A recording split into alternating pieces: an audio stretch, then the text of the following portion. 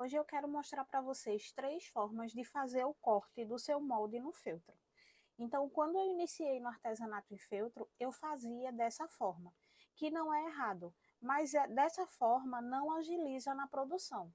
Então, eu pego as minhas 2 partes do feltro, coloco o molde em cima e coloco o alfinete. E só a partir daí eu venho fazendo o corte, tendo como referência o meu molde em cima.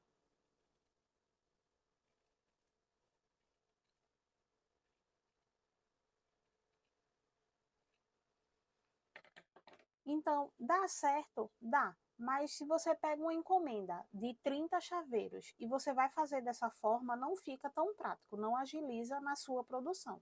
E o corte às vezes não fica tão preciso. Depois eu passei para a caneta esferográfica. Então eu pegava sempre as minhas 2 partes, porque assim agiliza mais do que se você for cortar de uma em uma parte. Você coloca as suas 2 partes, já que a cabecinha ela é composta por 2 partes nudes. Coloca o feltro em cima e aí você vem fazendo o risco. Sempre lembrando que se você for usar a caneta esferográfica, você tem que fazer o risco sempre pelo lado avesso do feltro, para que quando você for montar a sua peça não fique vestígios de caneta. E só aí eu venho com com a tesoura e faço todo o corte, tirando essa marcação dessa caneta.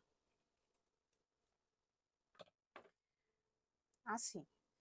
Se eu for precisar fazer um bordado nessa peça, como é o caso desse rostinho aqui, eu também tenho que fazer a marcação, já que é com a caneta esferográfica, do lado avesso do feltro, para que quando eu vou fazer o bordado, não fique essa marca de caneta aparente.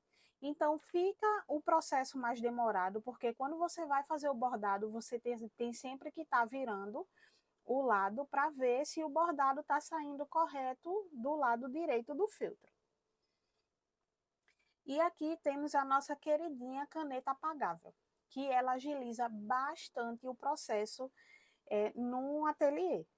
Então, hoje eu utilizo muito mais ela. Eu utilizo a caneta esferográfica se eu for fazer um corpo de um boneco na máquina. Então, aí eu risco, como eu risco pelo lado avesso, e vou fazer a costura desse corpo todo na máquina, não tem problema.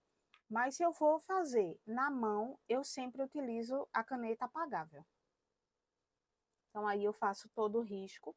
E aí eu não preciso fazer do lado avesso, eu posso fazer do lado direito da peça. Eu faço o risco.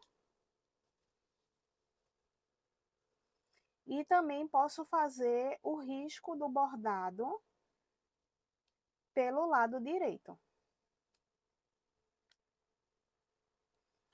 Porque depois eu posso vir com o calor do ferro, ou do secador, ou da chapinha e tirar toda essa marca de caneta. Então, quando eu vou fazer o corte, eu não preciso cortar tirando a marcação da caneta. Porque quando eu finalizo a peça, eu sempre passo ou o ferro ou o secador para tirar toda a marca de caneta.